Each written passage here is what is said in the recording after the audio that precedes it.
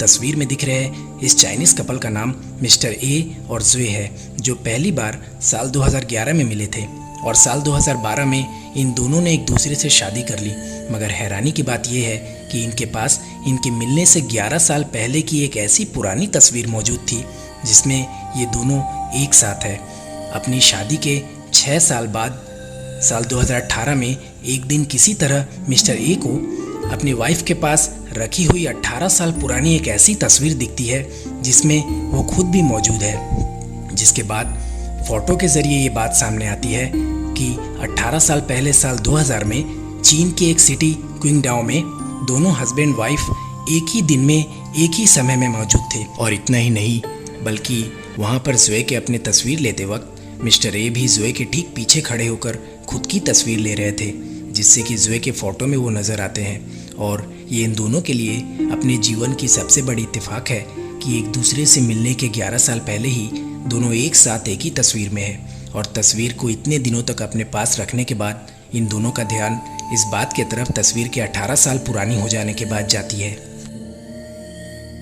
किसी भी इंसान के ऊपर अगर एक बार भी आसमान से बिजली गिर जाए तो वो शख्स बेहद दर्दनाक मौत मारा जाता है। मगर आप शायद इस बात को नहीं जानते कि वॉल्टर समरफोर्ड नामक इस शख्स के ऊपर 1 या 2 बार नहीं बल्कि 3 बार आकाशीय बिजली गिरी थी। दरअसल वॉल्टर समरफोर्ड ब्रिटिश आर्मी के ऑफिसर के तौर पर साल 1918 में एक बार अपने ड्यूटी के दौरान जब बेल्जियम में मौजूद थे तब पहली बार उन पर बिजली गिरती है, जिससे कि उनके कमर का निचला हिस्सा पैरालाइज्ड हो जाता है और उनके मर्जी के खिलाफ आर्मी की नौकरी से भी उन्हें निकाल दिया जाता है। मगर समरफोर्ड ने बहुत जल्द ही अपने ठीक हो जाने के बाद कनाडा जाकर नए जीवन की शुरुआत की ही थी कि साल 1924 में एक दिन मछली पकड़ने के दौरान दूसरी बार इनके ऊपर बिजली गिर जाती है और इनके शरीर के एक तरफ के पूरे हिस्से में लकवा मार जाता है और समरफोर्ड एक बार फिर से मौत को मात दे देते हैं। मगर उस दौरान बिजली भी जैसे सिर्फ समरफोर्ड के ऊपर ही गिरने के लिए आसमान से नीचे गिरा करती थी, क्योंकि साल 1930 में तीसरी बार इनके ऊपर ठीक उसी तरह फिर से बिजली गिरती है, जिसके बाद वो कुछ दिनों तक मौत से जंग लड़ने के बाद आखिरकार मारे जाते हैं। मगर बात यहीं खत्म नहीं होती, क्योंकि इस इत्तेफाक को जानकर आप हैरान रह जाएंगे कि इनके मरने के बाद भी बिजली इनका पीछा नहीं छोड़ती और इनके कब्र के ऊपर भी आ गिरती है। जिसके बाद वॉल्टर समरफोर्ड को दुनिया का सबसे बदकिस्मत इंसान कहा जाने लगा। साल 1937 के दौरान जोसेफ फिगलोग नाम का ये स्वीपर एक दिन अमेरिका के डिट्रॉइट शहर के गली से गुजर रहा था कि तभी पास के एक बिल्डिंग के 4थे मंजिल की खिड़की से एक बच्चा ठीक जोसेफ के ऊपर गिर जाता है। मगर इतनी ऊंचाई से गिरने के बावजूद भी बच्चे और जोसेफ के शरीर में थोड़ी बहुत चोट आती है और कुछ ही दिनों में वो ठीक हो जाते हैं। और इस घटना के ठीक 1 साल बाद जोसेफ फिर से वहाँ किसी गली के एक बिल्डिंग के पास से गुजर रहा था कि तभी दोबारा बिल्डिंग की उतनी ही ऊंचाई से एक और बच्चा फिर से जोसेफ के ऊपर गिर जाता है। इतनी ऊंचाई से किसी भी उम्र के इंसान के गिरने के बाद उसका बचना नामुमकिन है। मगर ये बेहद हैरानी की बात है कि 2 इतने छोटे बच्चे के इतनी ऊंचाई से गिरने के बाद भी दोनों बच्चे खतरे से बाहर रहते हैं और साथ ही जोसेफ भी किसी भी दुर्घटना का शिकार होने से बच जाता है। इससे बड़ी इत्तेफाक और क्या हो सकती है कि दोनों में से किसी भी बच्चे का जोसेफ से कोई लेना देना ना होते हुए भी बच्चे इतनी ऊंचाई से गिरकर किसी भी हादसे का शिकार हो उससे पहले ही दोनों बार उन्हें बचाने वहां जोसेफ पहुंच जाया करता था।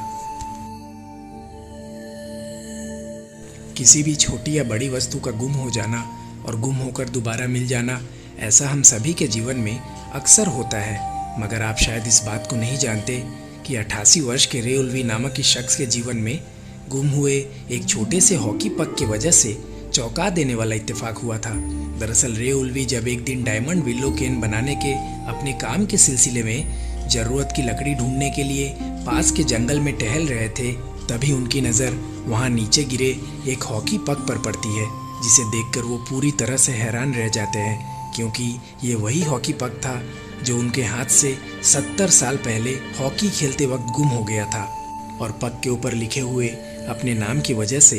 रे ने इतने वर्षों बाद भी पक की पहचान कर ली। और पक को अपने हाथ में लेते ही रे सबसे पहले इस बात को अपने बचपन के साथियों को बताना चाहते थे, मगर हॉकी खेलने वाले साथियों में से कोई भी जिंदा नहीं बचा था। और ये इनके जीवन की सबसे बड़ी इत्तेफाक थी कि इतने वर्षों में इतना कुछ बदल गया। साथ ही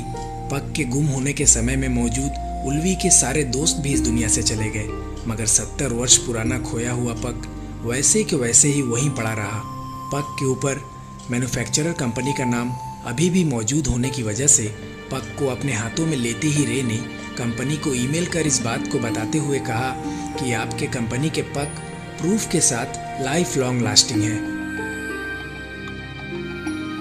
टाइटैनिक शिप में यात्रा कर रहे किसी भी पैसेंजर ने टाइटैनिक जैसे जहाज के डूबने के बारे में अपने सपने में भी नहीं सोचा होगा, और यहाँ तक कि इसे बनाने वाले ने भी टाइटैनिक के डूबने की कल्पना कभी नहीं की थी। इसलिए टाइटैनिक को अनसिंकेबल भी कहा जाता था। ये बेहद इत्तेफाक की बात है कि अमेरिकन राइटर मॉर्गन रॉबर्टसन ने अपनी एक बुक फ्यूटिलिटी में टाइटैनिक के डूबने से 14 वर्ष पहले साल 1898 में ही एक शिप के डूबने के बारे में लिखा था,